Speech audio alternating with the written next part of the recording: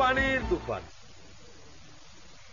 জুলাই অভ্যুত্থানে কেন্দ্রীয় পরিকল্পনা, নকশাকার ও অর্থায়ন ছিল না বলে জানিয়েছেন ডক্টর মোহাম্মদ ইউনূস। তারুণ্যের এই বীরত্বগাথা দেখতে ঢাকায় বিদেশি বন্ধুদের আহ্বান জানান তিনি।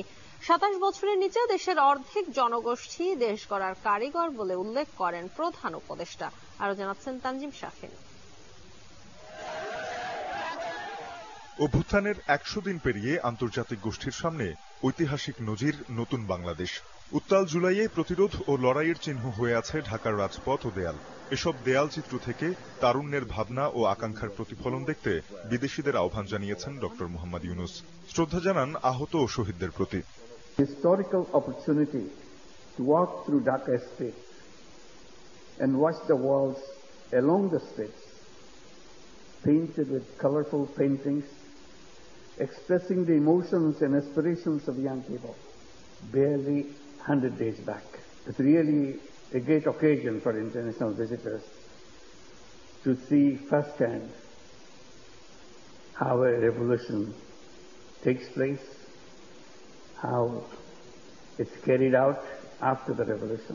Nearly 1,500 আঞ্চলিক স্বার্থ রক্ষায় ৮০ দেশের ২ শতাধিক আলোচক নিয়ে রাজধানীতে সেন্টার ফর গভর্নেন্স স্টাডিজ আয়োজিত বে অব বেঙ্গল কনভারসেশন ২০২৪ উদ্বোধন করে প্রধান উপদেষ্টা বলেন, ফ্যাসিস্ট শাসনের অবসান ঘটাতে ১৫০০ শহীদ ও ২০,০০০ আহত হয়েছেন।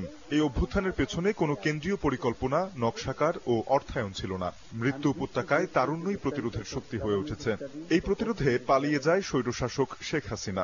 ২৭ বছরের নিচে দেশের অর্ধেক জনগোষ্ঠী দেশের মূল শক্তি হয়ে দাঁড়িয়েছে বলে উল্লেখ করেন অন্তর্বর্তী সরকারের প্রধান উপদেষ্টা। This was a student-led revolution to bring down a fascist regime which ruled the country for the last 16 years. There was no designer, there was no central planning, and nobody was funding it. Ours is a country of youth. This makes the country very powerful in creativity. Our youth have the power to lead the world in sustainable development. আঞ্চলিক স্বার্থ রক্ষায় সহযোগী দেশগুলোর সাথে একযোগে কাজ করার বার্তা দিয়ে ডক্টর ইউনূস বলেন, বর্তমান সভ্যতা স্ববিরোধী অবস্থানে দাঁড়িয়েছে। সম্পদ আহরণের প্রতিযোগিতা থেকে বেরিয়ে জনগণের সমস্যা সমাধান, বেকারত্ব দূর ও উদ্যোক্তা তৈরির উপর জোর দেন নোবেল জয়ী অর্থনীতিবিদ। If we can imagine together, it becomes irresistible. Let us imagine together.